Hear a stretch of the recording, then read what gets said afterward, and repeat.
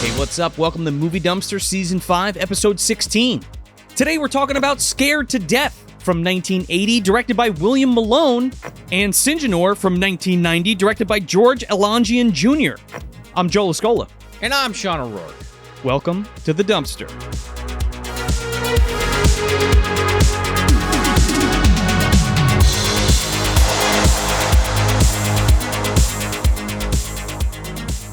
So we're finally here. I feel like the past couple episodes we've been like, we've been talking about this forever, and here it is. It's coming.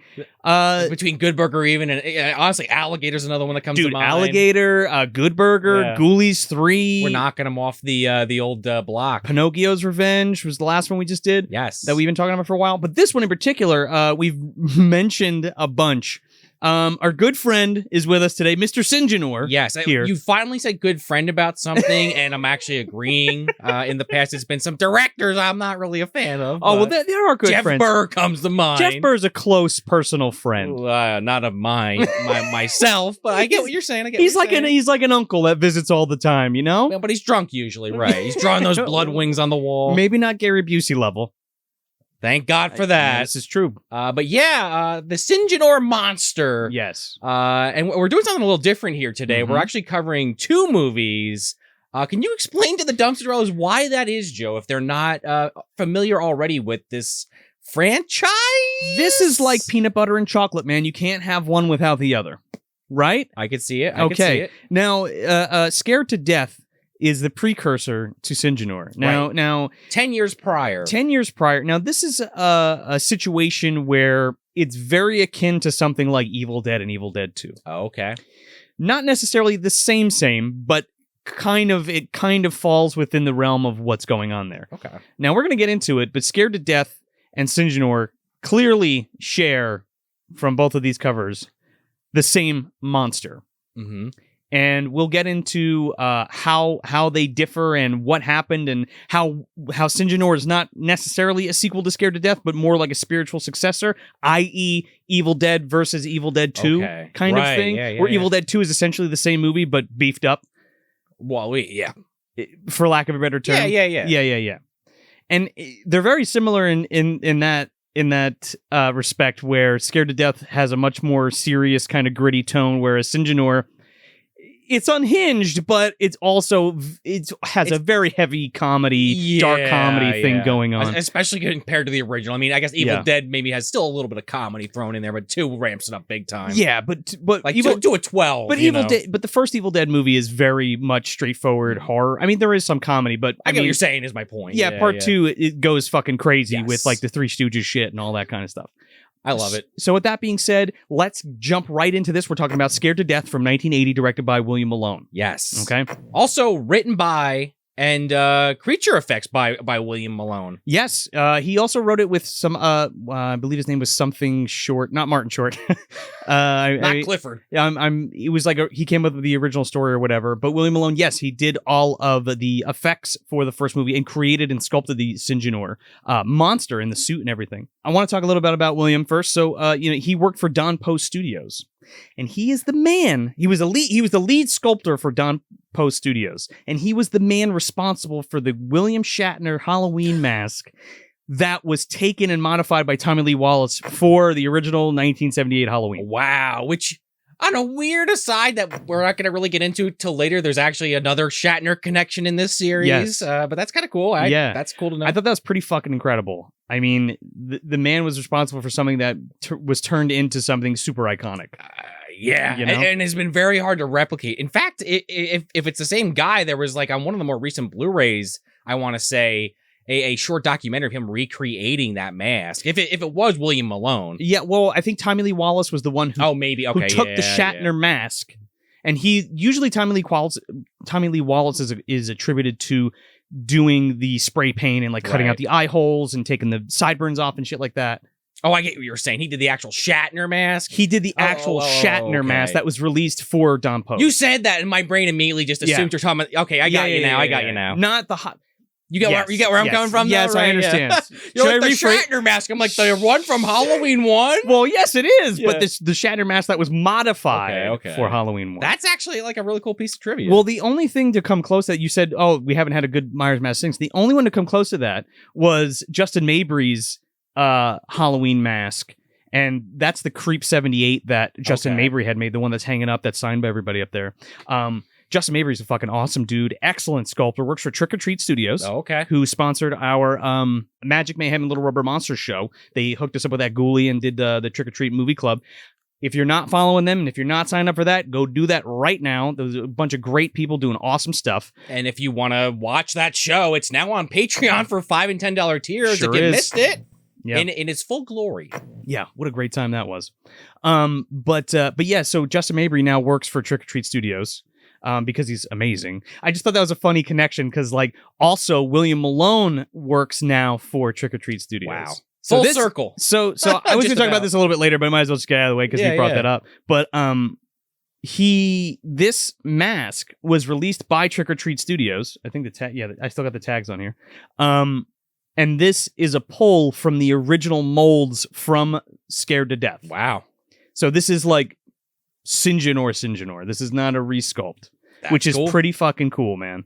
I don't think you can get this one anymore, but I'm a big fan of these movies, so I snagged it like years ago. Yeah. So he's directed a bunch of stuff, namely Creature from 1985 with Klaus Kinski. I heard that he actually did that, if I remember reading that correctly, instead of Syngenor. Syngenor 2. Well, right, technically. Well, yeah, so I'm going to get to that in just in a second. I just want to go through his credits real quick because so he does Creature in 1985, which was originally titled Titan Find. Okay. Now, what's cool about that is not we have the Vinegar Syndrome Blu-ray of Scared to Death here, but they also released Creature, aka Titan Find, or Titan Find, aka Creature, on Blu-ray, and it looks amazing. It's awesome. Okay. Definitely check it out if you haven't seen it yet. But he also does episodes of Freddy's Nightmares. He does a couple episodes of Tales from the Crypt. He has an episode of Masters of Horror that we kind of have. Okay. I don't know if you've seen any of those episodes. I haven't, but I'm familiar with it because I've listened to like Mick Garris's podcast and he did stuff for it, so it's come up before. Yeah, it looks interesting. Yeah, it's awesome. It's all different directors from what I understand. We should tackle that. Maybe, what do you guys think? What, Patreon series of Masters of Horror? What do you think? I would love that. Let's do it. But he does the Fair-Haired Child. Mm-hmm. That's his contribution to the Masters of Horror seasons. But he also directs the Haunted Hill remake for Robert Zemeckis. Oh, really? Yeah. Okay. So he's doing that, and then he makes so since Scared to Death, he made an original film, like his first original film since Scared to Death, I believe, was Fear.com. He also directed. Oh, that sounds really familiar. Yeah. I always remember that cover, and it's really creepy because it's like, it almost looks like a tourist trap kind of face on the front. Okay. It's all glitchy, and it looks like a VHS or like a shitty computer screen, and it's like this woman with like no eyes. Do you remember if it's any good? I've never actually seen it, but the name jumps out at me. Dude, I cannot remember. It might be worth it going back to check it out. I'm curious. The name's already got me my mind thinking again. You know? I mean, I think William Malone is a master of atmosphere. Okay. Big time. So I think if anything else, if nothing else, that movie is probably just cozy, if anything. Yeah, the warm blanket of the fire.com. No, the fucking warm blanket of the creepy, the creep factor. Right. Obviously. So yeah, and then we just talked about how he did all this sculpting for the Syngenor mask and suit and things like that. I used to have this mask when we first moved in here. I kept all my masks like on supports and had like them all full of stuff so they wouldn't get all fucked up like in a box somewhere. So they'd all be set up. But this one has, like, if you can see, it has like the reflective silver eyes. Oh yeah. So I have it in this room when like this was all just like boxes and shit when we first moved in. Oh. Used to scare the shit out of my wife, Julie. Every time, because the bathroom's over there. Yeah. So every time she'd come down and come back out, she would see fucking Mr. Syngenor staring at her. Oh my God. Scare the shit out of her. She fucking hated it. Like Michael Myers coming at her through the shadows, appearing out of nowhere. Is this your first time watching either of these? Both, yeah. Back to back. Really? Yeah, never saw either back of to them. back. I hadn't seen Scared to Death until like way later. And I found this tape, the Scared to Death tape, because I didn't know about Scared to Death. I only knew about Syngenor. Because Scared to Death is one of those obscure ass movies. Really? Yeah, like if you don't, I guess feel like that why like a Vinegar Syndrome picked it up. Yeah, it's one of those things like if you don't know about it on tape or you're not in like the hard to find like horror circle or whatever. I mean, it's not like super super rare, but like you've never heard of it. No, I mean, to be fair, I haven't heard of a lot of the movies we cover, but the movies we cover, like the Kindreds or the Sucklings, I go to Two Dead Baby or Mutant Baby, I should say, movies specifically. But those are the kind of movies I think of when I think of like a Syngenor. Like a movie that's just, most people probably wouldn't have heard of it for any reason. No reason in particular. It's just it never made it into their, on their TV, let's say. Their Pantheon and stuff. And here's the thing. Syngenor comes out on DVD. I think this DVD is from like 2003. Now, that's how I first heard about it. So I didn't see either of these movies until I saw Syngenor. Okay. And I saw Syngenor, and the reason I came across that is because there used to be this website. I don't know if it still exists, but it was like upcoming horror DVDs or upcominghorrormovies.com or some shit like that. And I used to go through the lists, and they used to have release dates for all the discs. And I had a friend who worked at Suncoast at the time, Suncoast Video in Ocean County Mall. Right, yeah. Her name was Chris. And I'd go to her, and I would like give her a list of shit. Do you remember me doing that? Vaguely. I remember you buying a lot at a time. Have you? Yeah. You've been there with me where I picking up fucking groceries or some shit, right? Like lay the fucking like receipt out and be like, yeah, here to pick up. And she would have a stack of new releases for me. Like Gandalf getting all those files out of the archive in Gondor. Here's Joe's latest order. It basically. But one of them was the Elite Entertainment Syngenor DVD. And I had never seen it. I thought it was really cool. I think I might have read a review for it on badmovies.org. And then, we've talked about that before where a lot of times, a lot of movies, especially on tape, your video store didn't have them all the time. True. And unless it was like super popular. Well, even or more mainstream. And it's neither of these, right? So it had to, first of all, it had to be a mom and pop shop, and they had to have carried what you were looking for. Right. No, that's a good point. I forget what episode I was telling that story on, but yeah, we've talked about it before. Mm-hmm. So sometimes it was hard to find movies in general, or when you're a kid, you can't fucking drive everywhere. Well, right. So that's how the first time I heard about Syngenor. So then, for years, I didn't know anything about Scared to Death. I had no idea what it was. And then I had found it one day, and I was like, that looks like fucking Syngenor. Turns out it was, sort of blew little Joey's mind. Yeah, well, yeah. So I watched this movie, and then until I bought the Blu-ray from Vinegar Syndrome, the only time I saw it was on tape, and it's one of those 16 millimeters independent films that are super dark and super muddy. And we were just talking about this before. Watching this tape is a lot like watching like Home Sweet Home. Oh yeah, you were saying that. Yeah, the Home Sweet Home tape. Yeah, you wish Mistake was there with that crappy Kiss makeup just so you could see something in those woods. Well, it's so dark, you know what I mean? And like even the restoration of this, the scenes are still dark, but like you can see what's happening and what's going on. So watching this isn't the best experience watching it on tape. I still personally like it, but I'm reaching for Syngenor instead. Yeah, no, I get right? that. They're also two totally different movies. Yeah. Very little carries over between the two. Like I said, this was shot on 16 millimeters, an independent film, and we're talking like super independent. Now it's made for $47,000, I think, something around there, or 74,000. I mean, you're talking about independent film. I read specifically that the lead actor was brought on last minute because whoever was supposed to play this character originally dropped out the night before, and then the director literally begged for his friend to do the fucking part. Do you know who that was? I forget. I did not write it down. It was some kind of musician. It was Rick Springfield. Right. Oh, right. Imagine that. He's got Jesse's girl, man. Yeah, yeah. He's got Sinji's girl now. Yeah. Oh, there you go. Yeah, he's got Jenny's girl. Yeah. Or Johnny's girl? Teddy's girl. I don't know. Teddy's girl, whatever. Yeah, Rick Springfield is just coming up like as an actor right now, and Will Malone or Billy, they call him Bill like in all the interviews and stuff. I'm not going to call him Bill because I've heard that that's rude. Oh, come on with that.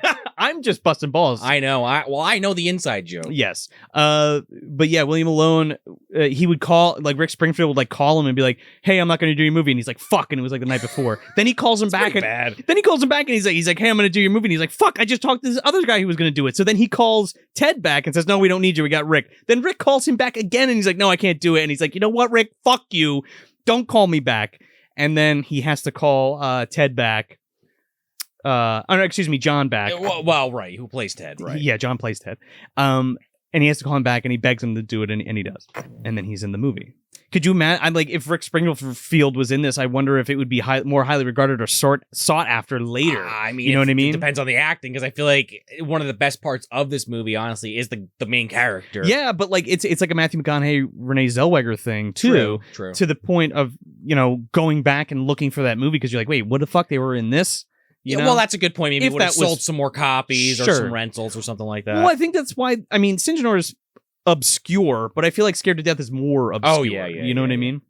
I mean, again, Syngenor's got some actors I actually recognize. Well, yeah, and it's a different kind of movie, and Scared to Death again hadn't seen disc until Vinegar Syndrome just put it out. I think this last year or the end of last year or the beginning of this year. I'm not sure. Recently is the point. Very recently. Yeah. So yeah, do you want to let's get it. Now, this isn't going to be a full breakdown of the movie. We're going to just talk briefly about some stuff that we like and all that kind of stuff and kind of plot crunch it a little bit. Do you want to take this one? Sure. All right, do it. So basically there's something out prowling around the streets, murdering people. And the cops are kind of at a loss. They don't know what the hell's happening, but they know this thing's super strong. It can rip a car door off. And super naked, too. Yeah, super yeah, like the Flash from Actually Now. Exactly. And they're just trying to solve the case, and this character of Ted is a former detective who, the detective on the case, Lou, is friends with, and he's trying to get him to help with the case, but he won't help. And things happen throughout the film that push him to eventually help. And they kind of go after this synthetic organism that can kill people with its leech mouth and suck out spinal fluid. Synthetic genetically altered organism. Right. And it also, this made me think of like Alien a little bit, which I want to say I've read something about the director saying that he thought he could make a horror movie or a slasher movie based on kind of ripping off on Aliens, but don't quote me on that. I mean, I'm misremembering that. Not necessarily ripping off Aliens, but I mean, William Malone was very inspired by Alien and specifically Giger for the design. Yes, because the monster or Syngenor, however you want to refer to it as, can asexually reproduce, and it could do it like I don't remember if it's in this movie or Syngenor, but it's every 24 hours it could do it. Both movies are actually 24 hours. Okay, yeah. In Syngenor, we kind of we'll get to it. So there's just a whole lot of basically them trying to stop this monster and basically take out any eggs as they find out, or almost like pseudopods. Kind of, the way as the movie wraps up, just kind of to save the neighborhood. Yeah. I think what's cool about it is it starts off kind of like they think it's like a serial killer. Right. Oh yeah. Nobody knows it's a monster until like a third or quarter of the way through the film. And they also think maybe just some people are dying because they have like, it seems like almost like they've been lobotomized. They had something wrong with their brain or like a brain aneurysm. Yeah. All the deaths they find out have been linked to having aneurysms and seizures. Right. And they think they're just like, I don't know, something happened with their brain, whatever. I mean, granted, it's like they find a bunch of like mutilated bodies. Like, I mean, one chick, there's a scene where she gets like dropped off at her car, like one of the victims. Yeah. And I have to just comment on this scene in particular because it's just ridiculous between the edit. Like the editing is not great in this film. I think it's okay. I think the camera works very good. Yeah. And I think the lighting's very good. Super low budget. Yeah. Oh, yeah. By the way, they lit this fucking movie with like 3 lights the entire movie. They pulled it off really well. It's insane. And you're shooting on film. Let's not forget that. Yeah. I think between the lighting and the camera work and the monster are their crowning achievements. Yeah, agreed. And some of the acting. Not all of the acting, but some of the acting is very good.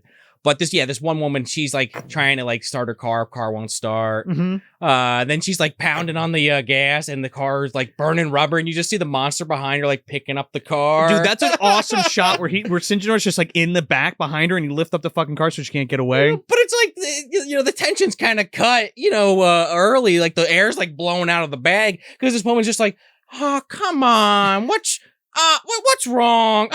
Come on. And then the editing's bad because like it goes from like a shot of her looking really frustrated to like a different angle where she's like very, very calm. And I'm like, all right, guys, I know it's low budget, but maybe do something more with this. But and she gets killed. They don't show a ton with the kills, but they do a lot of stuff with a little, if that makes sense. Like a lot of blood shots, blood hit in like windows, and in that kill in particular, there's like a cool like stream of blood going down the side of the car. I appreciate it. It's not super gory, but I think it's creative, and they're very pretty looking. Yes, especially like all the blood stuff like coming out of the car and stuff like that. Like you said, for the most part, there's not like heads being ripped off or anything like that. He does have this creepy tongue that comes out. Right. So this creature drinks spinal fluid, which is a very specific thing. And like when the one character Sherry later on is going through like the doctor who never appears on screen's notes, and she's like, in his notes he's like, it drinks spinal fluid. This thing could become incredibly dangerous. It's like, what gave it away? It's drinking spinal fluid. Also, like, why did you create this? Because in this movie, this synthetic genetic organism is not created for like warfare, or like it's not let on to unlike be the sequel, done that. Yeah. So it's originally called the Amberdyne experiment. Okay, you're right. Because Dr. Amberdyne creates this the Syngenor. Right. But he doesn't necessarily do it for any type of military purposes within this film. Just scientific. He just is kind of seeing what he could do, because there's like a little opening thing where it's like, this movie is not based on true events, but it could actually happen with advances in genetic research and all this kind of shit. Yeah, and I mean, you've seen monsters similar to this and other things. Like, it's kind of a low-hanging fruit for me personally, but like Cell from Dragon Ball Z. Yeah. He's a similar kind of monster where he's kind of like a bug monster that sucks people's energy out of them. Obviously, it's like an anime, so it's like, it's shot up to 1 million. It's way more fantasy. Yeah, but he also evolves and stuff because right, exactly. This it's just it does have like a pupa state. Yes. Or a larva state. I'm not really sure what the right terminology for that would be, but you only see like its offspring like that towards the end, and in its full grown Syngenor state. I think it goes pupal stage and then larva stage. That probably sounds about right. It's been a while since I've taken a science class. I think pupal is the cocoon. Yes. And they look like little gremlins, and they're fucking cocoons with like the spines and stuff. They kind of look like ticks. I was thinking like giant ticks from the movie Ticks we covered. Okay, we'll get there in a little bit. Okay. And then they changed the name to Scared to Death Syngenor. Okay. And then it just became Scared to Death. Got you. I guess Syngenor was too wacky. They had to wait to use that name.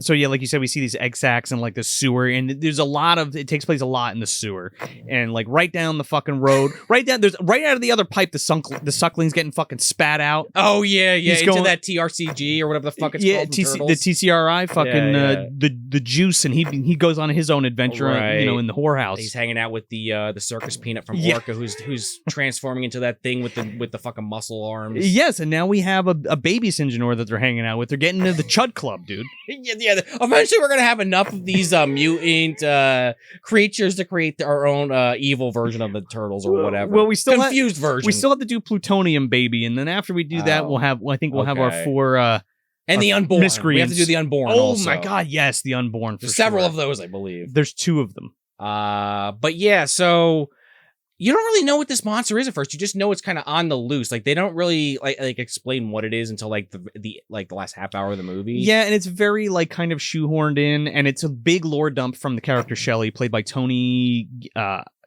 something with a G. Yeah, I have it written down, but a character that comes late, like she's peppered throughout in scenes that until you find out what she actually is about is honestly a little confusing to me.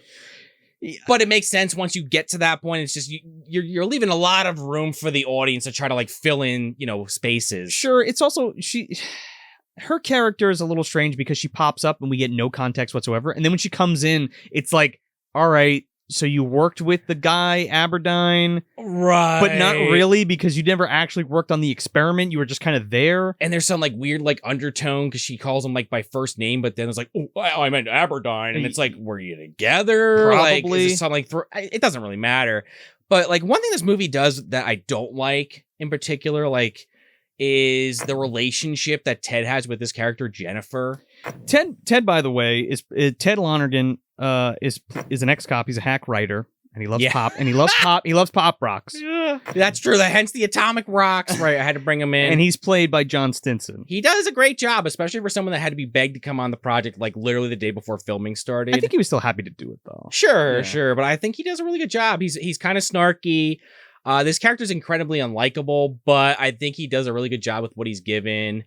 He likes to pushes buttons, you know? He's kind of an asshole, but he's also he's likable. He's a likable guy. But then I just want to get these out of the way so we can talk about this a little bit better. So Jennifer Stanton is played by Diane Davison, and she's actually the girl who gets shot in the beginning of Dirty Harry in the pool.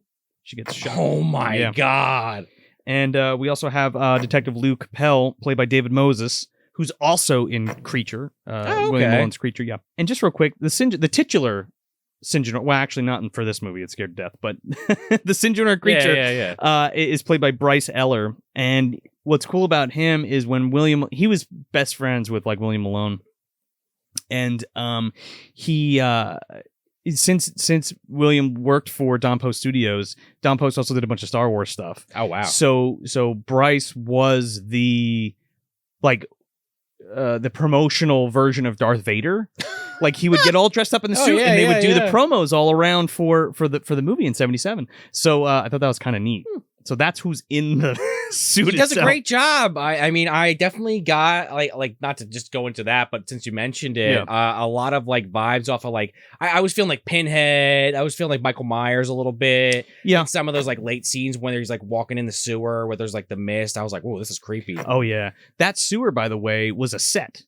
I couldn't tell. Like I couldn't tell an alligator. They built it in like a day at this yacht storage place. I thought that was incredible. I was like, oh, they actually shot in the fucking sewer. Even on the disc, I'm like, oh, they got sewer access. It's a fucking set. It would look great. It looked great. Tell. But before I move away from what I was trying to say about Jennifer, I'm sorry. Go ahead. I just like. This character kind of pisses me off because it's like you have Ted, accidentally crashes into her car and he's trying to like play it off. So like, he basically like, oh yeah, don't worry about it. I'll just pay you. So because he's like a rich writer. Right. So like he pays her off, but then like they start dating. And then it's like that thing where, I hate this trope in horror movies. I've said it 100 times. I knew you were going to say that. But like they go. It's worse than Syngenor. Yes. But so like to keep it short, basically like there's a series of scenes where she's like, no, I don't want to do it. He leaves a rose at our door. Okay, well, it's a woman's prerogative to change her mind. Then she's like, oh, I'll take you out to dinner at a nice restaurant. She goes to pick him up. He's wearing like jeans and a t-shirt. She's like, just come back to my house place for some steaks. He's like, okay. Yeah. Then he's like at her house like, steak was good. Hey, how about some more of that wine? Turn the music on. So they fuck, of course. And now it's like, now all of a sudden, like, I guess they don't really tell you how long it's been, but it's clearly not that much longer because the case is still going on with the Syngenor killing people. It can't be that much longer, but then, like, she's at his apartment, like, cleaning it up. And, like, working for him and, like, filing paperwork. And I'm like, I guess, sure, but that's a little weird for me. She kind of fucks out of the movie, like, I don't know. Well, she goes to interview... 3/4 of the way, she's just gone. Yeah, she goes to interview Shelley because all of a sudden now she's like a junior fucking investigator. But like, it's a very confusing scene because basically it happens after one of the murders where you find out that the creature has like that like worm-looking thing in its mouth. It kills like the rollerblader girl. Yeah, there's like a bunch of kids roller skating in a parking garage, which is actually pretty fucking cool. That's a good scene. Yeah, it's well shot and it looks like a ton of fun. But that woman's there, Shelley or Sherry, whatever the hell her name is. And she's like, oh, I'm going to interview her because she doesn't want to talk to the police. And I'm like, okay, they're just going to go off to the side. No, they literally leave. And she's like going back to like some lab to meet her to do the interview. I'm like, wait, hold the phone. What just happened? I think Sherry set her up, dude, because she was eyeing up Ted, you think? The way this movie ends with this woman climbing on Ted and shit. Go to the chemical plant. Go to Aberdeen research facility. Ted forgets about Jennifer in the last 20 minutes, even though his whole reason for doing what he's doing is because Jennifer gets attacked by the Syngenor at this lab warehouse that she's going to do an interview. But of course, she's like one of the only victims that survives because plot.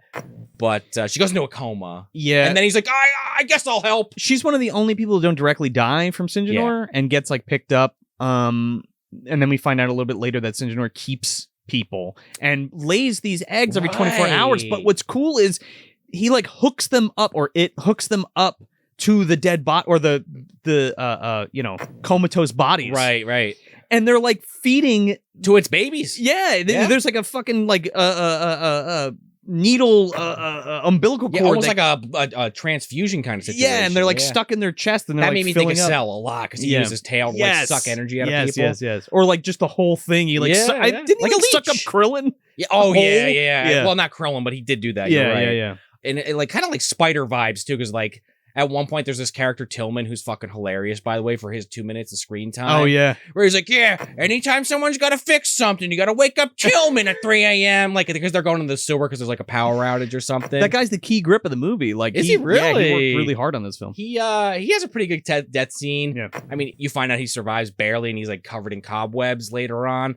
But he's like getting spitting up some green shit. Yeah, he's getting killed in the sewer. And the guy that's working with him comes down and he's like, oh, yeah, you're just fucking with me because he was joking about fucking his wife before he came there. Yeah. And the guy goes down and he's like, oh, shit, he runs up. And you think this guy's going to survive? And I actually thought it was a pretty good fake out. Syngenor comes and like puts its hand through the fucking manhole and just grabs him. It's so cool because he pulls the manhole cover shut and you're like, oh, he's safe. Yeah. And then Syngenor like punches the fucking thing up and grabs him by the foot and pulls him in. But yeah, later that guy Tillman somehow survives. Yeah. Kind of like it makes me also think of like Motel Hell, where they had like the field of like people. Oh yeah, they're not cutting anybody's larynx, but similar kind of situation. They're watering their heads and stuff. Yeah, or like a spider. It's like a spider's den. Kind of, yeah. No, for sure. You know, Ramon is like down 100%, one of the corridors eating fucking what's his name, the blonde guy. Yeah, while eating a few people that eat it in that film. I can't remember. But yeah, so they're investigating this, and they basically Jennifer gets put in a coma. Yeah. So Ted and Sherry, they're gonna go basically try to find out what the hell's going on at the lab. Yeah, and like Sherry like has notes. She's like, oh, I took copies or whatever, and she goes there and she finds them and she's like reading them aloud to give us the lore dump, which is whatever. It's a movie technique, fine. I know, but it's so drawn out. You know what I mean? Yeah. It's not like The Kindred, right? Like where he turns on a tape recorder and there's like some of his mom talking. She opens it up and reads the whole goddamn thing. It's kind of funny in retrospect. Like we've both referenced it now, but like that The Kindred does like things better than other movies. And it's like, I don't dislike that movie totally, but like, I'm like scratching my head sometimes like, wow, The Kindred did this better. Who knew? Well, yeah. So they Emo Cheyenne. That's what that green shit was coming out of everybody's mouth. That's what I was thinking. So yeah, this wraps that or it's Syngenor come. Dude, the end is really good. Like this wraps up and it's in this giant warehouse. Right, because they get chased by the Syngenor because they find all the bodies getting sucked dry. In the sewer. Ted has like this fucking like desert eagle that he got from like Barry Burton. It's a huge blowing him away. Dude, it's like a Joker Magnum, dude, with like the long ass barrel. So he kills like 3 of these like pods and they're like, like screaming and screeching, and the Syngenor like appears out of nowhere. It's very indicative of Aliens. Ripley's like blowing up the eggs and shit. 100%. Like I was like, oh, I see you, James Cameron, you fuck. And it doesn't like it chases them, but it does like the Michael Myers thing where it just walks slowly towards them, but it looks very creepy. Oh man, the lighting in this again, 3 lights, Sean. And speaking of Alligator, actually, 3 lights. That's crazy. 3 lights and a fog machine. But Alligator, I think there was actually like a story reason why they weren't finding the gun was because there was methane in the area. But I kept thinking about that, him shooting these pods. What if there was methane in the area and they killed themselves? And exploded? Yeah, maybe. Well, actually, I guess it would have killed the Syngenor, but there's methane pockets, but it is a storm drain, so there shouldn't technically be right. But I was thinking about that, but I remember Alligator was a specific plot point why that was a thing. Oh no, agreed. But yeah, they're trying to escape. They try to go up like a manhole and it's not budging, so they just say fuck it and they run and they find like a boarded up exit. Of course, there's a convenient ladder just laying there that Ted's like, oh, go back and get that ladder. It works, of course, but they lower this thing into a drop press. Right, in the warehouse. Right. And I was like, again, I see you, James Cameron. Yeah, Terminator, man. Like straight money. Dude. now, to be fair, they do the same thing in The Fly. They do it in a decent amount of movies. No, the original Fly though. Yeah. That's how Vincent Price like kills him. Kills him. The Fly man, not the little one. It's a good idea. But yeah, you immediately think of Terminator. I mean, big time. And it's so cool, man, because like Lou comes and like with a shotgun and he saves his day. He fucking shoots fucking Syngenor and he like flies onto the drop press and then Sherry like hits both buttons. Hits the buttons and this thing fucking gets slammed down and just dies. I thought that was so cool. And I love it when a plan comes together, Joe. Oh, that's true. The Syngenor is like off on the side of the press. You just see one of these with the hand comes up. Lift it up, and then the rest is history. And then we get like a scene, like just to wrap it up, we get like a scene with Jen, and she has like a dream that the Syngenor is there. I thought it was gonna come out of her, dude, like Alien. Yeah, I thought that scene was kind of dumb, but okay, sure. And it's like a last jump scare kind of thing. And then she screamed. She's just like, "Why did Ted abandon me?" And we get like we do get one final shot that I thought they were going to lead to like an egg or something, but it's just like a shot of a camera going down like the alley with fog, and you kind of hear like the sound that the Syngenor makes. It does make a sound kind of like what was that one with the cockroach werewolf? It also made a sound. Cockroach werewolf? Not a literal werewolf. Blue monkey? No, we did it last year. The Beast Within. Yes, the it's cicada similar to that monster. where it made Where cicada? Yeah, it makes a sound when it's about to attack. It's almost like but so it's you almost hear that in the sewer, but you don't actually see the monster again, and then it cuts to black. Yeah, it's almost like this kind of genetic synthesized genetic organism. I get what you're saying. No, it sounds like a synth. You know, like robotic almost kind of. I think it's great. I think the VHS is super muddy, and to see it all cleaned up on this beautiful Blu-ray by Vinegar Syndrome, which you can get now, it's really awesome. So is this on the shelf for you? This is on the shelf for me, yeah, big time. It is. I think it's a quintessential early '80s monster movie because it's super low budget. It's shot on 16, and it's again one of those kind of like forgotten gem movies. But like the what they put into this is amazing. Like what they got out of this for the money and the locations and all that. Like this was like a miracle that this was made. They got all their locations for basically for free. They shot it with 3 fucking lights. You know what I mean? And that's crazy. And the whole crew was basically all the actors. You know what I mean? They only had a couple people and then like a couple makeup effects guys. One guy quit and then some other guy came in to finish. It's just really cool. And I think why it holds up and stands out is because William Malone was already an effects guy and like a sculptor. Yeah. And I think the monster's great. The monster saves it. And he's really fucking cool. And every time the monster's there, it's always a great scene. And also I think William Malone like really knows how to utilize what he has, i.e. the minimal amount of lights, the locations, the shots, what to show, what not to show, that kind of stuff. Keeping it in shadows at times. Keeping it in shadows, but really utilizing what he has. Yeah. Making the most of what he has. And I think it's a good time. And it's a very specific kind of movie. Oh, absolutely. It's very dark and gritty and kind of low budget grindhousey type monster movie.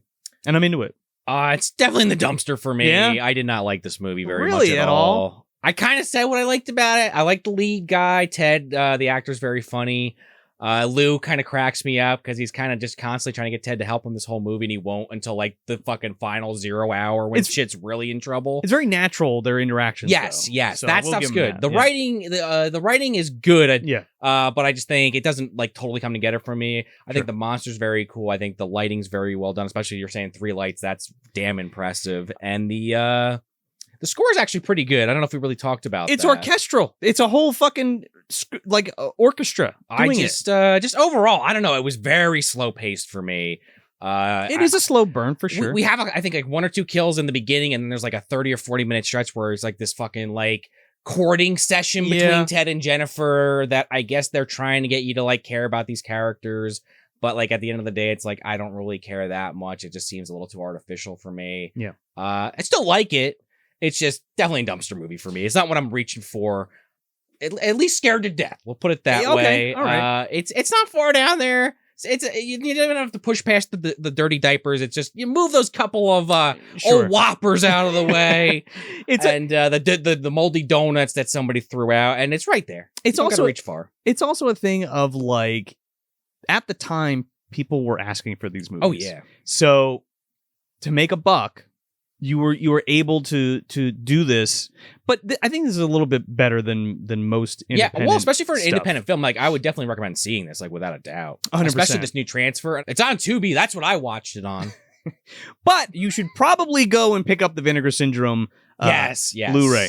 But incredible transfer. Yeah, can't say that. It looks great. There's great special features on it. They always do a nice job. But with that said, you want to talk about the spiritual successor? Here we go. We're going into Syngenor.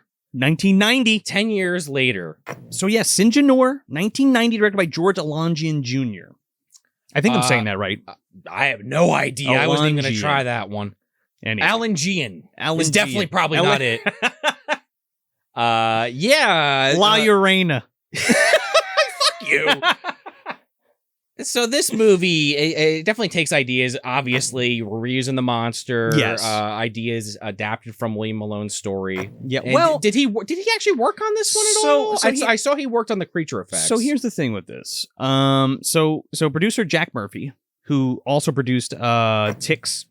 That's why I said Ticks was going to come back. So he produced Ticks and the Progeny. And, okay. Yeah. So he saw Scared to Death, and he loved the monster so much. He's like, fuck, we need to make a movie with that monster in it. I read that. Even then, nobody really saw this movie. So that's kind of shocking to me, honestly. Right. Because this comes out on like home video on like media. Home video. That would be one I would have definitely been checking out if I was watching this stuff in the 80s. Dude, if I saw this just the cover alone, right? If I saw this cover in the video store, you know I'd fucking grabbing that shit. Oh, and I think that's supposed to be Jennifer. That's literally the scene where she gets grabbed. I think. It's creepy as hell. That's cool artwork. Hell yeah, I'm renting that. But no, what surprised me the most about this backstory with Jack Murphy is that he didn't make a completely new movie. No. Right? He took a lot of William Malone's ideas and kind of the basic structure of Scared to Death, but he was very specific about not making it a sequel to Scared to Death. No, and like I feel like he took ideas from the first one, like a lot of background elements, honestly, and took them to the forefront. Yeah. In a very positive way. Yeah, and he basically wanted to remake the film so he didn't alienate other, if anybody had seen this movie or people that never heard of this movie. Yeah. You don't need to see it. You don't need to know anything about it. Well, yeah, it complements it. But again, this comes back to my Evil Dead 2 thing. Oh, yeah. You don't need to see Evil Dead to see Evil Dead 2 and know everything about it. No, yeah. You know what I mean? Yeah. So he wants to make basic, for all intents and purposes, a remake of Scared to Death. But instead of calling it Scared to Death 2, he calls it Syngenor. Now, they approach Malone to direct it, but he turns it down because when they're trying to get it going, there was supposed to be a Scared to Death 2 that just never came to fruition. Oh, I get what you're saying. So they shelved it, and then he went and he did Creature. When Murphy comes, he wants to do the Syngenor movie, and he wants him to direct it, but he doesn't. However, Malone does come back, and he actually helps Doug Beswick with the effects for Syngenor. And while the design and everything is amazing that Malone did it and the sculpt and everything, I really think with the extra budget and everything for Syngenor, they look great. Yeah. And there's being the key word. There's multiple Syngenors, and they have like a full range of motion in the face now. Yeah. With like animatronics and stuff, and they look really cool. And just to put a pin on that with Doug Beswick, he's worked on a ton of shit, dude. American Werewolf in London, The Howling, Ghostbusters. We got the whole fucking... Oh my God. He worked on Creature. There you go. Which he did, with William Malone again. Fucking Darkman, Blade, Nightmare 3 and 5, King Kong Lives, and Ticks. There you go. He was the lead guy on Ticks. Huh. So kind of makes sense, actually. Pretty cool. Like, yeah. When you look at what they look like in the movie, there's like that weird kind of sliminess kind of matches. Yeah, but you also have Jack Murphy producing that movie, so he's like, I'm going to get Doug Beswick because he's fucking awesome. Yeah, fuck yeah. So I want to talk about the director real quick, George Londergan Jr., if that's how you say it. I don't think he had a Wikipedia page, so it might be Londergan. Oh, maybe. George Londergan? I don't know. George Londergan. George is a lounging. He's a lounging on his fucking name because he's not telling anybody how to say it. But anyway, he directed a shit ton of Wild and Crazy Kids. Yeah, with Omar Gooding. Okay. Yep. Sure.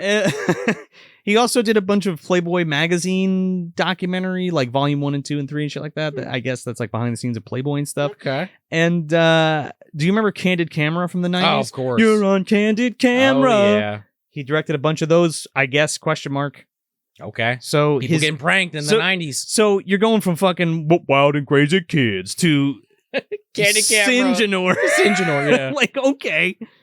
Sure. I mean, I think he does a good job directing this. And much like the first one, I think the camera work and the lighting, granted, I think they had more than 3 lights this time, is very good in this movie. 100%. The budget is there. I don't know. Yeah. I didn't read what the budget was for this, but like, it's definitely bigger. It's bigger. We're shooting on 35 millimeter.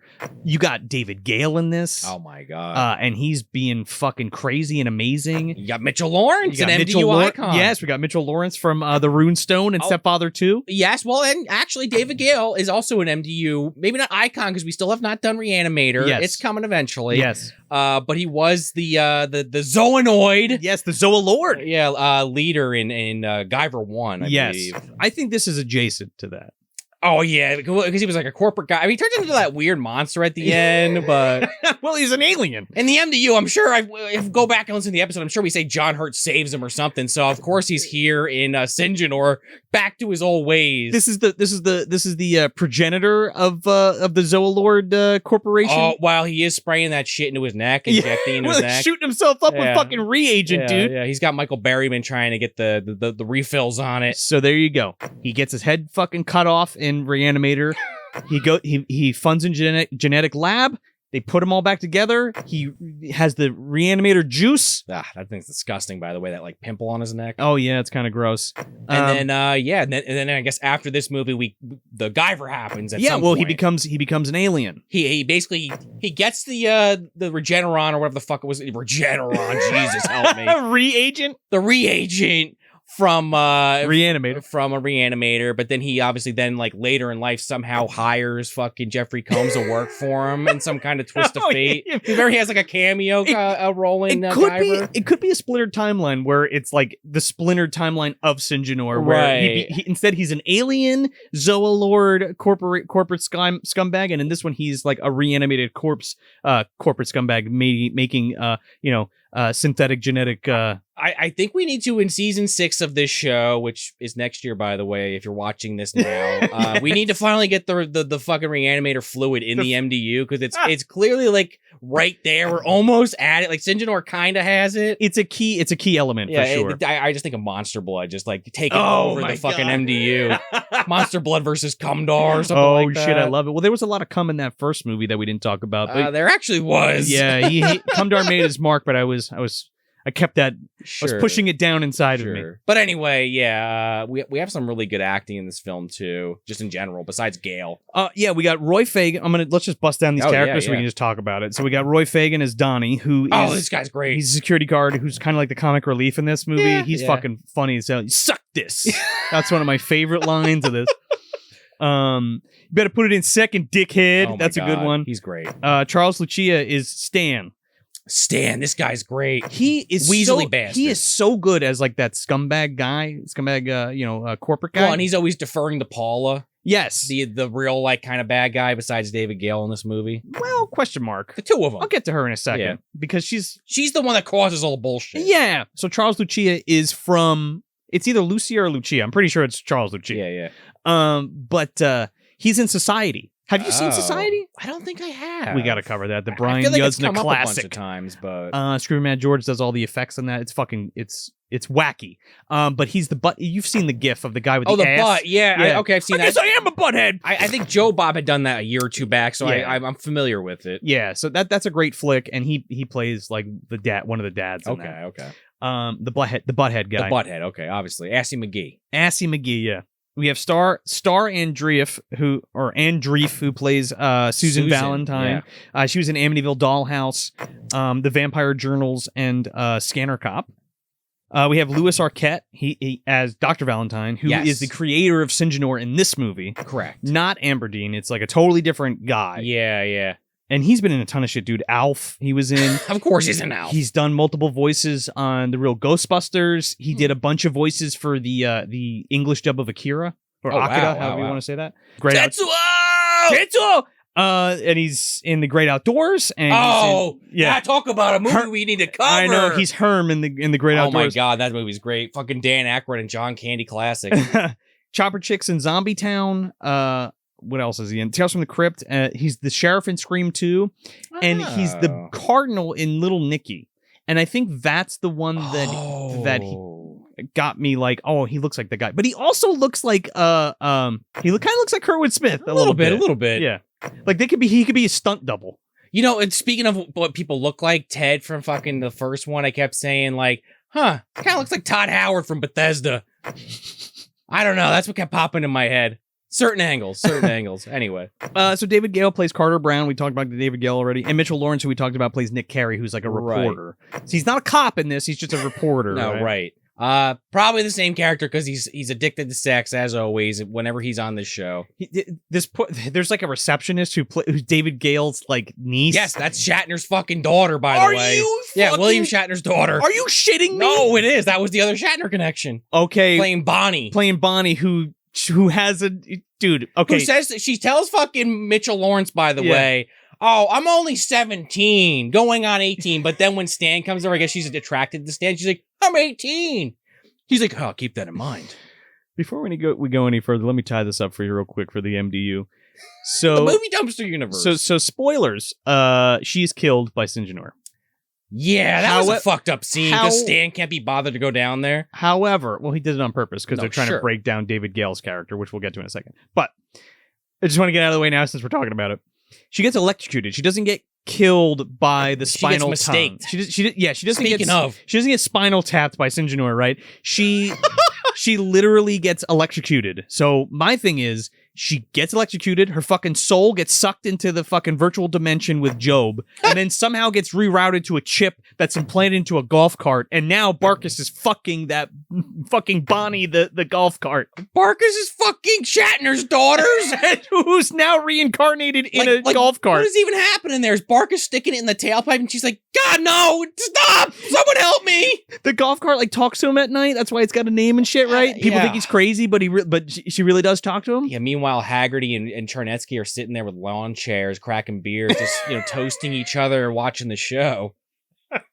And Charnetsky's like, you guys are fucking sick. She's only 17. Oh, I heard she was 18. That's a Barkus line for sure. No, Dobby said, that's the thing. Dobby says it. I heard she was 17. Boom, get shot in the head. You hear anything? And they're the wizards, guys. They're the wizards. Oh, yeah, that's what's going down. Anyway, wanted to get that out of the way. So again, like we were talking about, it does have the similar structure to Scared to Death. So now Dr. Valentine has created this monster for a weapons division in this genetic laboratory. Which, just real quick, they do like a fucking promo video they show a couple times. They're out to like Syngenor, with the American flag over, like dun dun dun dun. Syngenor wants you, dude. Yeah. I think that was hilarious. That was some good like parody shit there. Oh, it's great. Like, there's a lot of like spoofs kind of scattered throughout here, I think. Right. Well, of like the military-industrial complex and corporate people. Yeah, the political commentary and all that kind of shit. Like David Gale when he's going off the deep end. Right. He's definitely going like postal, if you will. Well, man, that whole we'll get to that. Yeah. But in that first movie in Scared to Death, Syngenor is just like an experiment that some scientist is doing unbeknownst to everybody else. Exactly. There's only one.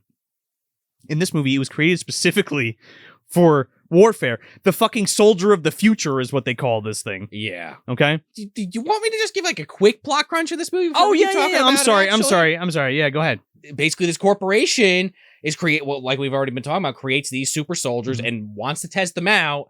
And they test them out on some civilians, and they're like, okay, we're going to do this. And then the Syngenors get out and start killing people, but also in the same timeline, David Gale starts to lose his fucking marbles and starts also killing his employees while Susan and Nick, basically the creator's niece, and Mitchell Laurence from Runestone are trying to figure out what the hell happened, and they get kind of wrapped into the whole situation. Yeah, it's a little strange because there's like a conspiracy theory kind of... There's a lot of wheels moving there's a lot of wheels moving.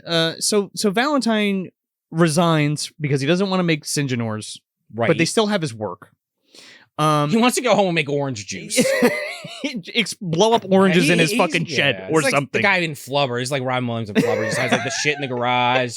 Because he's a genius, so of course, what does he do with a hobby? Just make weird shit. Yeah, well, sure, that's fine. I mean, whatever. Yeah, that's cool. But there's like a staged corporate takedown by Stan and Paula because Paula's playing Stan a little bit. Yeah, Paula's the brains of the operation, but she wants to take over Cyberdyne Systems. Oh my God, Norton Cyberdyne. By the Cyberdyne, way. Excuse me. So you know how we talked about MD fucking you. You know how we talked about Terminator ripping off Scared to Death, which I think it did. For that ending sequence, but you think that was a dig in Syngenor?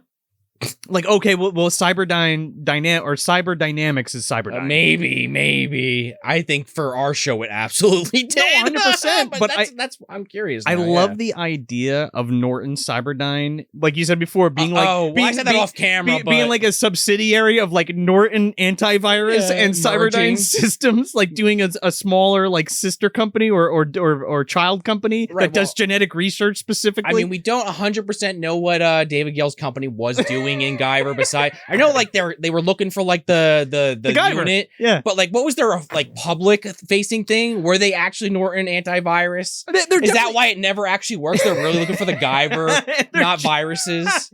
They're genetically splicing things. They're trying to, well, they grow all the zoonoids. They take people and they turn them into fucking monsters. So that was the real Norton antivirus all along. Okay. Yes, this was a side project. In the movie Dumpster universe, Norton antivirus is actually funding a super soldier program for aliens. Okay. It's also Umbrella. Barry Bostwick's involved somehow with the Metal Beast program. I think that's happened in fucking one lab over, man. Oh, yeah. Yeah. But yeah, so like Nick and Susan come up with this whole idea that they're going to go in as journalists after they've already both been kicked out individually for different reasons. Well, because she thinks that they killed her uncle because the Syngenor comes and kills him and also attacks her.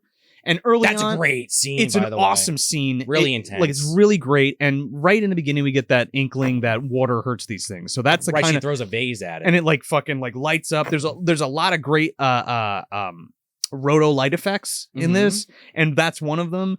And there's a flip to this, right? So in the first movie, it like thrives in the sewers and all that stuff. It's damp, it's wet, blah blah blah. It doesn't hurt it or anything. And the only way to kill it, I guess, is to squash it like a fucking bug. But in this movie, the Syngenors created specifically to fight in desert conditions because that's where they think the next world war is going to take place. Like 5 times. It's going to take place in the Middle East. And then I'm looking at what happened in the last like 30 years, and I'm like, okay, well, yeah. I guess the Gulf War was probably right around then. Yeah, or right after, one or the other, probably. But it's the thing. The fact of the matter is, water hurts these things because I guess. I don't know why the fuck they were engineered that way. They're like the Wicked Witch of the West fucking project. But that's the thing. Well, like, what if the enemy figures that out and they're like in the desert? All right, drop some water on them. They're done. Dump out your canteen on its fucking head. Right. Well, if it gets that close to you, you're fucked no matter what. But you put it in your mouth like fucking like Jada Pinkett at the end of Demon Knight, spit the fucking blood at him, spit the water at him. Or Monkey D. Luffy in One Piece when he used that against Crocodile, literally shot water at him to defeat him. Don't they do that in the Nun too? Don't they like spit something at holy the Nun? Water? Holy water, yeah, there you go. Yeah. You ripped off Demon Knight, you fuck. That's still a good movie. But yeah, so basically Paula wants to undermine David Gale. So she's trying to get Stan to basically release the rest of the Syngenor, but he sends fucking Shatner's daughter down there and she gets killed. They're trying to break David Gale so that David Gale starts going insane. And that's like the worst thing you could possibly do. Like David Gale, yeah. Like it would have been better if you just killed David Gale. Right, instead of like the PR guy. Instead of fucking with him. Yeah. Because like he's already unhinged. Again, he keeps shooting himself up the reagent. They never tell you what it is in the movie, but it's some kind of drug. And he's totally unbalanced. He's fucking crazy out of his mind. And it's always in the same exact spot. This weird pimple looking thing on his giant, neck. Like mole or something. It's disgusting. It's full. But yeah, so like it's kind of like the plot kind of swerves around because as Nick and Susan are there basically trying to spy on them. Susan finds like this room that has like this massive gun called the Death Rattler, which is like an insta-kill that the military, that they also sell to the military. This fucking Death Rattle gun, when you point it at something and press the button, it sends out like this like sonic wave. That was like something out of Shadows of the Empire. Yeah, kind of. It like shoots, yeah. Or Star Wars in general, but like the stun ray, but it turns you to dust. Specifically, no, but that's what it does in the game too. Yeah. You fucking shoot it, and like you literally explodes like every atom of your body, and you just blow up into a bunch of shit. Because we get this shown to us later. Because basically, Stan doesn't realize that Paula is lying to him and setting him up. Because she's saying, "Oh yeah, do the interview with Nick and just throw David Gale under the bus. Don't worry about it. Do it off the record." So he does, and like Nick turns the recorder off, but because why the hell would Stan know this? But David Gale has like this statue that has a microphone inside it, so he's like hearing the whole time how Stan's basically selling him out. But it's also and he's like, "I've been betrayed." But it's also a setup. Right, Paula knows exactly. And Paula's like, "What should we do? Kill him?" And he's like, "Yes." Well, I also think Paula's pissed because Stan was like reckless when he let the first one out to kill the PR guy that ends up going to kill Ethan also in the opening. Right. But also you could just read it as Paula just doesn't give a shit and wants power, and she's just trying to get anyone that knows the secret out of the way, you know? Because she also has like a weird sexual relationship with David Gale where he's like putting her finger in his mouth, and then it's implied he's about to finger her. Yeah. But Stan runs in. Yeah, or like she's going to finger herself and he's going to watch. Right. And then like David Gale has these moments where he like really cracks.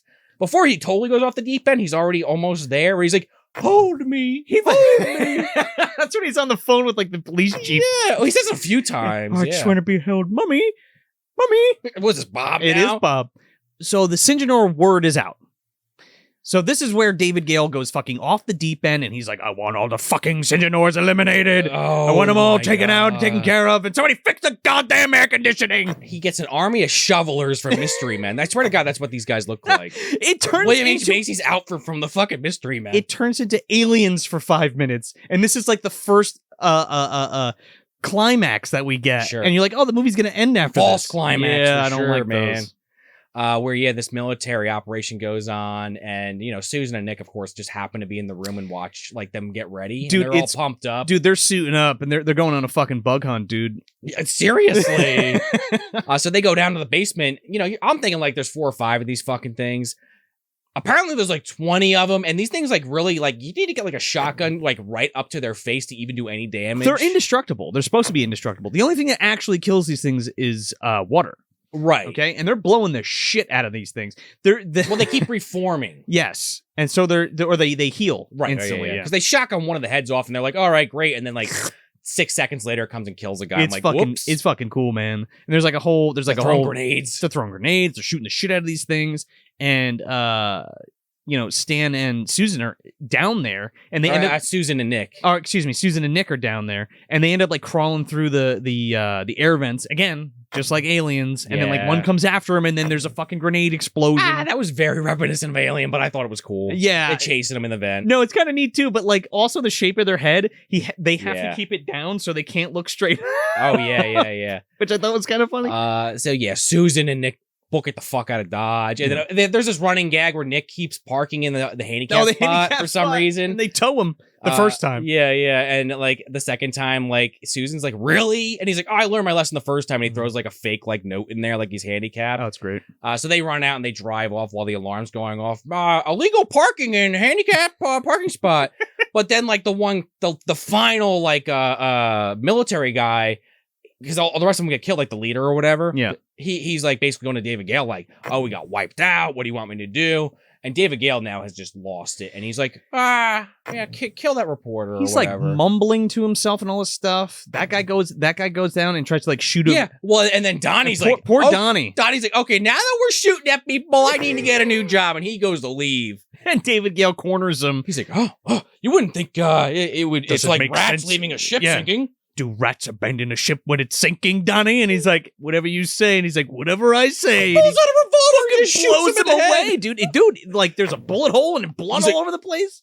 It's fucking nuts. It's insane. And then David Gale literally like holds hostage all his like corporate like people. And he's like, and he points the fucking baby rattler at them.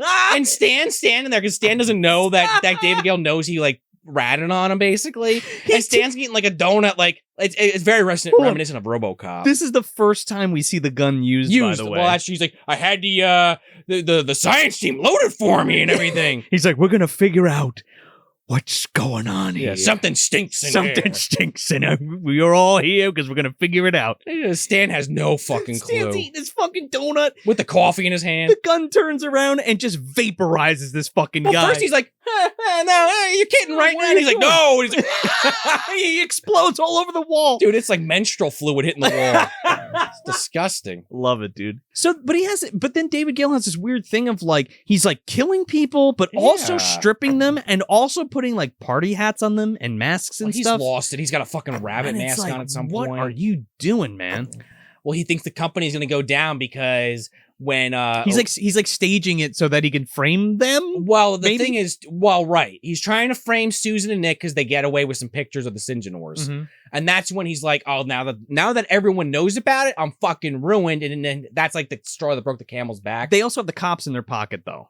Right, but the fact that they bring it to like her uncle's friend Leo, who's a cop, it's kind of like a pushover, like pain in the ass in this film. He fucking gets it good. But so that's why he starts really just losing, just starts shooting people. Yeah. So anyway, just to kind of wrap it up, basically they remember there's like another pod where her uncle got killed that they go to take out, but it's already hatched. They have this fucking sex scene too. Oh yeah, they fuck. Now, of course, with Mitchell Laurence. But this is he turns into a werewolf. Right. Well, fucks her like that. I saw the uncut footage of Dracula. Oh, there you Bram go. Stoker's. Yeah. After this big climax where these fucking guys are shooting all the Syngenors and all this bullshit, and then we just hit the brakes and we have a sex scene. And talk about climax. Yeah. Well, now there's like a super Syngenor. It looks like it's got like this extra like back piece and like all this shit on it. Which is why I wore like a Independence Day t-shirt today. Oh, it kind of looks like when the fucking head opens. Yeah, I was thinking about that. Looks from like Cavity Colors, by the way. Oh, but yeah. Use promo code Movie Dumpster at checkout at Cavity Colors for 10% off. Yes. CavityColors.com/Movie Dumpster.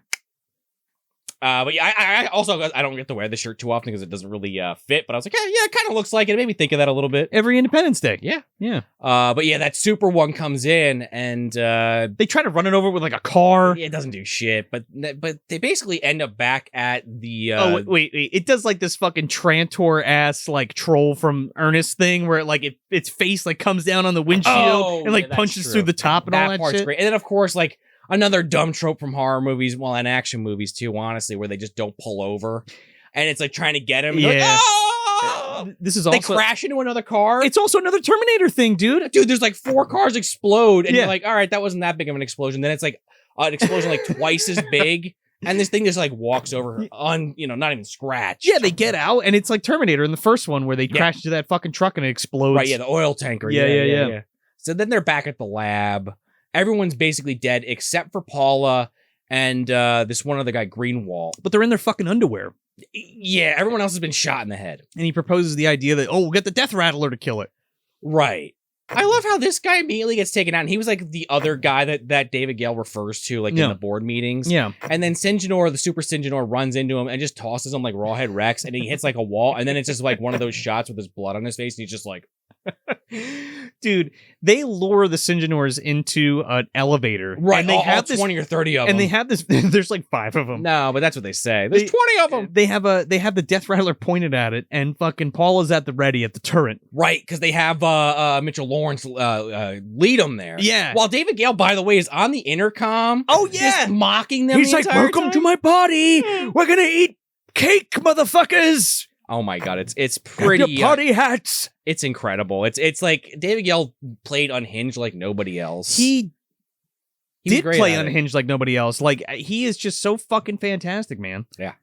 R.I.P. One of my favorites. Him and I'm pissed off that we never got a movie with him and Fritz Weaver like opposite each other. Like that would have been fucking incredible. That's a good lineup. Yeah. But yeah, so they line them all up in this like elevator shaft. Yeah.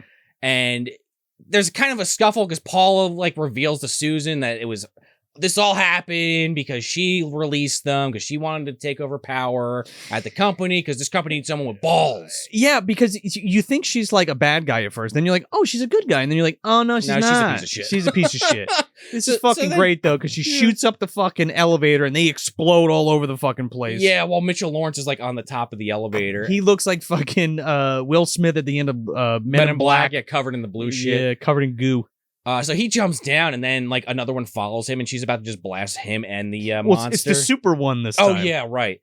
But Susan is like, "Fuck that," and like they fight over it. The gun spins around. Yeah. And this thing goes after Susan or Paula. It ends up with Paula, and they both get blasted. And this fucking Russian roulette of fucking the Death Rattler ends up on like spin the bottle on the Super Syngenor and Paula, and it fires. And they don't get turned to red mist this time, though. They get turned into a pile of shit. Yeah. But the coolest thing about this is the Syngenor rebuilds itself. Very Metal Beast-like. So it's like the Fly. It reminded me of the Fly, too. Oh, yeah. Because it pulls itself and Paula back together. Right, they merge. They fucking merge, and they're all gross. And they end up walking in on David Gale. Right, and now who's basically now got his gun or whatever trained on. He doesn't have a gun. He has a fucking. The syringe. The syringe. He's totally lost it. He's threatening Nick and Susan at this point. Nick comes in to go shoot him, and like David Gale like wraps his mouth around his fucking revolver. I was like, you crazy son of a bitch. And Susan's like, yeah, we don't want to kill you. We want to lock you up for life. And they're like, okay. But yeah, you're right. Then the super duper Syngenor, the super Paula comes in or whatever. Paula comes in. Paula Syngenor. She's like, Carter. Dude, I imagine the pain this poor bitch is in. Maybe she deserves it. She's talking to him. She's like, you're fired. And like crushes his fucking head. And then for some odd reason, Susan finally remembers that her uncle was like, "Oh yeah, water does it. Like pull the fire alarm." There's some kind of the basically the thing about like the Syngenor, like the promo ads playing in the background on TV. Oh, it mentions something like desert combat. Yeah, born to be fought in arid environments. Yes, and then you're right. She just randomly remembers it, and then they turn the sprinklers on, and we get this like kind of cool effect where they like kind of invert the colors. There's like a glow on it as it's melting. It's kind of neat, and it melts into a pile of shit. And it just yells, "Carter!" No, it doesn't do that. I'm melting! It turns back into a lump of shit on the ground. And then Nick and Susan kind of just let out like a sigh of relief, like, whew! And then they leave. And then like there's like a Syngenor jump scare at the end because there's one in a tube that hasn't moved the entire movie, and it like opens his eyes. And that's it. It's hanging out with fucking Tyrant. It's pretty fucking great. Yeah. So where's this one go? This one's on the shelf. Is this shelf or dumpster? Shelf? Okay. This one Give it to me, baby. This one was way better. I like this one a lot. Definitely not the best movie I've ever seen, but like in this style of film, like 90s low budget, but enough budget to do something with it, if that makes sense. Yeah. They really use their money wisely. The effects are really good. Whenever there's a shot of a lot of these creatures where maybe the makeup, I mean, I don't know. I would love to see like what each one looked like if they all were as fine tuned. Yeah. Like with the molds and everything. But they smartly throw like mist and fog when there's a lot of them coming, or gunfire. Definitely to the benefit of these things. Yes. Makes them creepier too. It makes them look a lot better. And a lot of those scenes, like the super one that comes out of like Ethan's garage, is really cool looking on top of the rest of them. And just the story overall is very enthralling. Like that was one of the problems I had with the first one. Not that the story was bad. Yeah. It was just very slow paced. There wasn't a ton to it. This one has multiple things moving at the same time. Like there's an A, B, and a C story. Yeah. And I feel like generally speaking, they all work. Like nitpicky shit. If I really had to sit here and start listing them off, like the love story angle. Don't need that. But that's really it, honestly. Like now that I'm like really thinking about it. It's just really fun. I would have loved to see some like a little bit more interesting kills, considering that there are so many of these things, but the plot works well enough that I don't need it. It's just something I would like to have. Sure. Especially you get that head squish. I always love a good head squish. Oh, yeah. Which will come up in a review shortly that we're going to be doing next. But yeah, I don't have much else to say. Makeup's great. I feel like I've said everything I had to say. Sure. Yeah. If you haven't seen either of these movies, definitely check them out. But Syngenor, if you haven't seen it, you need to fire this baby up quick. Yeah. Definitely shelf, man. Syngenor was the first one that I was introduced to, and I absolutely fell in love with it. And that was like right when it was like peak time for me to get into David Gale. Oh, yeah. So I was watching I watched The Guy when I was a kid, but like I watched that a lot, and I watched Reanimator a lot, and then I was like, fuck, there's another movie with David Gale being a nut job. So I was like, I gotta see this. You have to, yeah. Have to see it. And it just tickles me so much. I just really, it's a really great early 90s creature feature movie. Sci-fi poppycock bullshit. I wouldn't say splatter, but like creature feature, monster movie. Whereas this first Scared to Death is good in its own right for what it is. And it you got to remember, it's 1980. Oh, yeah. So we're still kind of like coming right off the 70s. Sure. Right. Which you see in a lot of the clothes. Yeah. Well, so a lot of the early 80s movies have that kind of feel to it. You know what I mean? And that kind of look to it. That gritty, low budget 70s kind of looks like early 80s. But this one plays out more like a whodunit, like murder mystery. Well, with the characters at least, yeah. Right. With sci-fi elements to it. Right. You know? And I thought that was kind of neat because all the sci-fi shit is like tacked on at the very end. True. And it's like a super dump of the sci-fi monster shit. It almost feels like it comes out of nowhere. Like it works, but it comes out of nowhere. Not comes out of nowhere. I don't think it's got enough room to breathe. Right. And especially because of all that room that we have in the movie where we're not really doing too much, like you said. Yeah. It's William Malone's first movie. It was a low budget movie. They shot it with 3 fucking lights. Like, it's a very good first effort and launched basically his career to do other things, and people noticed it because of that. Syngenor, on the other hand, is a slightly higher budget, or I would say high. It's definitely higher budget. Early 90s sci-fi monster bullshit movie where it knows exactly what it is right out of the gate. There's no mystery behind it. There's no whodunits. It's all like how are we going to throw all these motherfuckers into the meat grinder kind of movie. You know what I mean? Yeah. There, and there is some kind of fun stuff where they're trying to figure out how to crack the case on Syngenor and what Syngenor is and bring down the evil corporation. And then on the flip side of that, you have David Gale just being a fucking nutcase, doing the Lord's work in terms of bringing the goods of insanity just really some of the decisions in this, I feel like they let Gale off the leash and they were like, well, what do you want to do? And Gale just fucking did whatever he wanted. Yeah. When it came down to stripping everybody and putting party hats on and all this fucking dialogue and stuff, I thought that that's the rabbit mask. I know was his idea. I read. Gale's the kind of actor where you want to do that sometimes and just be like, here, there you go, do whatever you want. Rick Moranis comes to mind, or Eddie Murphy or something like that. Yeah, he's like a genius in his own right doing his thing, and it works really well. It's just a different kind of movie all around. But I would definitely recommend Syngenor 100%. I mean, but I would say do the package deal. If you're going to watch one, you should definitely watch the other. Pick up this Vinegar Syndrome Scared to Death Blu-ray. It's a gorgeous transfer of a movie that otherwise looks really bad and muddy. I wouldn't recommend watching the VHS. Watch the one... I don't want to endorse Tubi to watch for free, but if you don't have the money, that's fine. Because I really suggest supporting independent companies like Vinegar Syndrome and buying their releases, because they put a lot of love and work into their discs, and it's fucking awesome. And it's really good. And all the extras are totally worth price of admission. You got audio commentaries, making ofs, all that kind of good stuff. And the of course the restored print looks great for what it is. Syngenor, on the other hand, I don't even know. You might be able to get it online. I didn't look. I don't know if this... I'm sure this Elite DVD's out of print, but it still looks fine. Yeah, it looks good. I ripped it for you so you could watch it. I do want to see a Blu-ray. Oh, it is... Syngenor is on Blu-ray in Germany. It's one of those jobs. Oh, like Ghoulies. Yeah, it's in Germany, and it runs a minute longer, which I thought was interesting. And it boasts the uncut on the German Blu-ray. So I don't have it, and I've never seen it. A little bit more gore, maybe, or something? I don't know if you maybe that head squish of David Gale, you see the whole thing because it cuts away. Yeah. I don't know. Let us know if you have the German Blu-ray release of Syngenor. I do not have it, but I'm interested in getting it and picking it up because I love it, and it would be a nice upgrade to upgrade the disc. I'd get it. Yeah, but these two flicks are great, and I'm so glad that we finally got to cover them and talk about them, and we hope you enjoyed kind of putting two movies in one and see how that works for you guys and see if you like that. We're not going to do it every time, but in this case was special because of the content of both of these films and the kind of the history of these films together. And if you like it, let us know so that if something like this comes up down the road, we're like, okay, that worked last time or not. Yeah. We only know what we know, right? Yeah. No, and it's just, mix it up a little bit, Yes. And now I know what this mask is from. Now you can appreciate Mr. Syngenor. Exactly. Yeah. So spooky season is upon us, Sean. Okay, October. It's finally here. October is here. Halloween is soon. And we got a lot of good shit kicking up for the month of October. I'll tell you what.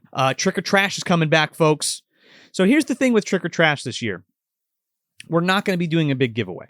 No. And we've done that in the past every year, and I know you guys are probably looking forward to it, but it's just not on the table this year. But you're still getting Trick or Trash. Yeah, it's not going away. It's a standby event month. It's not going away, but we're not going all out for it this year just because of the circumstances of everything that we've talked about multiple times over the past few episodes and live shows. Yeah, check out the live show from the summer live show specifically. We kind of go into why that might be the case. So, but we do have some treats though, because we just wrapped up. We did a parody, Halloween in 5 minutes with Hack the Movies, where I play Loomis and Dr. Loomis and Sean plays Sheriff Brackett. Yes. That was a ton of fun to make. I helped do I did cinematography for it and all that kind of stuff, and helped Tony put that all together. So we're really proud of that. So if you haven't seen it yet, definitely go check it out. Please share it for us. We really want to get eyes on that video, and hopefully if y'all like that, we'll do more together. So that's kind of the goal there. So if you can help us out and share that video and send it to your friends and family and watch it, over and over and over again. I mean, it's get those views up. It's really funny. I mean, I know I'm really biased, but there's that. I think it's great. A lot of love went into making it. Mr. Lobo's in it. Yes. And his wife Dixie is in it. Crystal Quinn is in it, of course. My wife and Jessica and Tony and myself and our friend Marshall all play Michael Myers. Yes. And there's a great behind the scenes blog Right. Yeah. you can get on the Hack the Movies Patreon. Go check it out. It's going to be a long boy. So there's a lot of cool stuff in there. There's outtakes and all kinds of making of behind the scenes stuff. So definitely check that out. It's going to be cool. But with that being said, yes, we also have, we're also going to be on an episode of Hack the Movies. On the best or worst. I'm not sure exactly what he's calling it. Yes. Halloween 2. Which Halloween 2 is the best and or worst? Yes, specifically Halloween 2, the OG. Yes. If you will. Then what was it? Rob Zombie's Halloween 2. Rob Zombie's Halloween 2 and Halloween 2018. Yes. The 3 Halloween 2s of the franchise. The sequels of one, basically. In the continuity. Yeah. We also have a live event coming up. Oh, yeah, baby. At the Philomoka on October 22nd and 23rd, we're hanging out with Tapes from the Crypt and retro release video for the Crypt Video Rental Show. Yes. It's going to be a fucking blast. We talked about it on the Pinocchio's Revenge episode. You can get your tickets now at philomoka.org. Or you can go to moviedumpsterpodcast.com, and right at the top of our link tree are links to the tickets. You can get some VIP tickets for both days, which includes a bunch of awesome stuff. There's a tote bag with a bunch of stuff from the sponsors.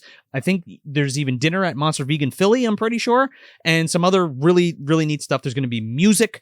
Yes. Our friend Matt Cannon from Lapses is playing that night. Heebie Jeebie TV is premiering. It's got its East Coast premiere, and Tony from Hack the Movies is going to be with them presenting that. Shudder sponsored Fangoria. Our buddy Josh from Lunch Meat VHS. God, there's a lot of people. There's a ton of people that are sponsoring it and that are going to be there. Show some love for horror movies in the community, the VHS community, and the video store. Show some love for the the old video stores and stuff. It's going to be very cool, and we're going to have a fucking blast. Yes. And I guess our first episode of Trick or Trash we should probably announce here. Oh yeah, Trick or Trash. We're probably not going to talk about the whole thing, but the first one. We got 3 episodes coming for you for Trick or Trash, and the first one we're kicking off with. I don't know if one of the I don't know if it's one of the better sequels, but watch the episode to find out when it drops. We're finally we tackled one in the series last year.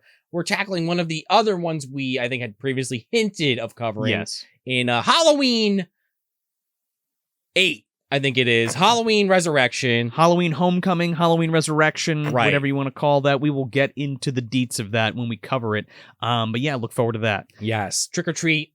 Motherfucker. Trick or treat, motherfucker. And we'll be announcing the other 2 episodes as we go. Yes, so definitely keep an eye out. And we have some other things planned that we will announce when they are ready. But like Joe said, we're going to have a bunch of stuff planned for Trick or Trash as it's coming. And, check out that Halloween episode when it drops and anything on our socials to find out more details. For sure. And like always, if you can, please, if you're listening on that podcast app, no matter what it is, Apple Podcasts, Spotify, whatever that may be, leave us a 5-star review, please. It helps us get out of the bottom of the dumpsters and into more eardrums. Get the show out there to more people. Yep. If you're digging it, share it with somebody. Yeah, let your friends know about it. That seems to be the best way to get people to know. Yeah. Let like-minded people. You like the show, your friends will probably like the show. Yeah. And if you're watching on YouTube, hit that share button. Yeah. Copy the link, post it on your Facebook or your Instagram, whatever. Let us know. I know a lot of you always, when they watch the show, they'll record it and like put it on, put the picture of the video up on Instagram for like their stories and stuff. So that's awesome. Thank you so much for doing that. Share the love of Syngenor. Mr. Syngenor needs love too, But yeah, and if you want to support us financially, we got that Patreon, baby. We got 2, $5, and $10 tiers. $5 gets you commentary track, sticker pack, junk mail videos, yes, minisodes. $10 tier, you get the same stuff, but you get a t-shirt, a glow-in-the-dark pin, and a sticker pack. And the $2 tier will get you junk mails and minisodes. Yes. Mm-hmm. And we got a bunch of that stuff still coming. I know we said that a few times, but we're still playing a little catch up, but we promise it's coming. We're working on it. We just dropped a big one for y'all. Yes. It's a 3-hour video of our live event. 3 hours of sweet movie dumpster content. Yeah. It's the entirety of our live show that we did at the Colonial Theater for Magic Mayhem and Little Rubber Monster. Magic Mayhem and Little Rubber Monster. I can't even fucking say it anymore. He's only said it 100 times. Yeah, I only said it 900 times. But you also put on there the drink list, how to make the drinks we had at the event. You can make check that out. Make the cocktails that we serve there. Get yourself a t-shirt, super limited quantities and sizes. Patreon exclusive. Patreon exclusive. And there's event stickers too you can grab from there. Yes. And I believe Davey the Scared Cat DeForn has some posters left that he made for the show, exclusive posters of the Gate and Ghoulies that he made which we signed also. We did. Not that really matters, but that's on there. Yeah. Yeah. The artwork looks great. Oh, yeah. But yeah, a lot of good stuff coming up. So we hope you enjoyed the Scared to Death Syngenor episode, and we will catch you on the next one. Don't forget your Halloween candy. So that's it. That's Scared to Death from 1980, directed by William Malone, and Syngenor from 1990, directed by George Alongian Jr. I'm Joel Escola. And I'm Sean O'Rourke. Thanks for visiting the dumpster.